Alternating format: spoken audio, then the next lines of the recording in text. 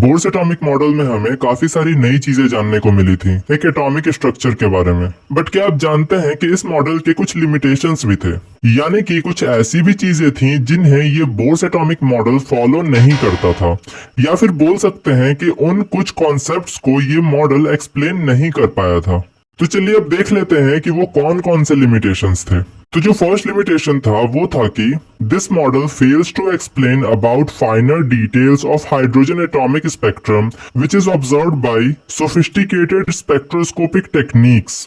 यानी कि हम लोगों ने ऑलरेडी हाइड्रोजन के स्पेक्ट्रम के बारे में पढ़ा है अपने लाइन स्पेक्ट्रम वाले वीडियो में, जिसमें हमने Balmer series, Paschen series, Brackett series, इन सब के बारे में ही डिस्कस किया है। तो लेट्स से इसमें से अगर कोई भी हम एक सीरीज उठाते हैं, जैसे कि फॉर एग्जांपल अगर हम बामर सीरीज को देखें, तो जब हम इसे देखते हैं तो हमें इसमें कुछ सिंगल लाइंस दिख रही होती हैं। बट जब बाद में साइंटिस्ट्स ने इन लाइंस को एक दूसरे काफी एडवांस्ड टेक्निक को यूज करके देखा, जिसे हम बोलते हैं सोफिस्टिकेटेड स्पेक्ट्रोस्कोपिक टेक्निक, तो इससे देखने के बाद उन्होंने पाया कि ये जो सिंगल लाइंस हमें दिख रही हैं, ये एक्चुअली में सिंगल लाइंस है ही नहीं। ये एक सिंगल लाइन के फॉर्म में टू क्लोजली स्पेस्ड लाइंस हैं। यानी कि सिंपल भाषा में बोलूं तो उसके स्पेक्ट्रम में हमें पहले सिंगल लाइन दिख रही थी, बट जब उसे हमने और ज्यादा जूम इन किया तो हमें उस सिंगल लाइन के जगह दो लाइंस देखने को मिल रही थी।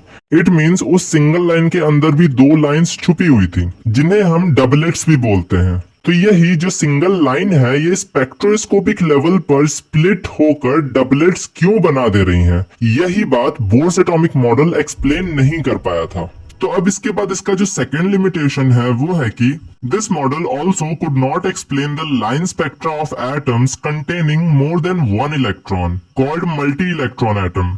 यानी कि अब जैसा कि इस मॉडल का नाम है Bohr's model of hydrogen atom, तो इससे ये क्लियरली पता चल रहा है कि ये मॉडल बस हाइड्रोजन या फिर हाइड्रोजन से ही सिमिलर एटम्स जिनमें वन इलेक्ट्रॉन होता है, बस उनके बारे में ही ये मॉडल समझा पा रहा था। और वो सारे एटम्स जिनमें एक से ज्यादा इलेक्ट्रॉन्स होते हैं, उन एटम्स और उनके स्पेक्ट्रम के बारे में ये बोर्स एटॉमिक मॉडल कुछ भी एक्सप्लेन नहीं कर पाया था। तो अब इसके बाद इसका जो थर्ड लिमिटेशन है वो है कि this Bohr's atomic model was unable to explain about Zeeman effect and Stark effect. यानी कि ये जो बोर्स एटॉमिक मॉडल है, ये जीमन इफेक्ट और स्टार्क इफेक्ट दोनों में से किसी का भी एक्सप्लेनेशन अपने मॉडल में नहीं दे पाया था। तो अब जिन्हें नहीं पता कि जीमन इफेक्ट और स्टार्क इफेक्ट क्या होता है, वो बस इतना समझ लें कि जब भी किसी मैग्नेटिक फील्ड के प्रेजेंस में हम कोई भी इलेक्ट्रोमैग्नेटिक स्पेक्ट्रम क्रिएट करते हैं, तो उस स्पेक्ट्रम की जो लाइंस बनती हैं वो नॉर्मल तरीके से नहीं बनती हैं, वो हमें स्प्लिट होती हुई दिखती हैं। और ये स्प्लिटिंग होता है ऑब्वियसली यहाँ प्रेजेंट मैग्नेटिक फील्ड की वजह से।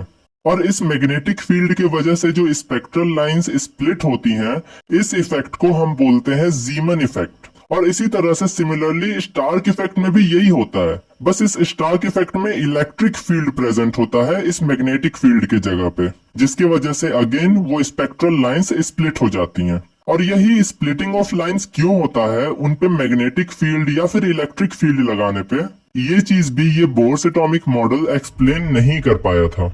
तो अब इसके बाद जो फोर्थ एंड लास्ट लिमिटेशन है वो है कि this Bohr's atomic model was also unable to explain the ability of an atom to form molecules by chemical bonds।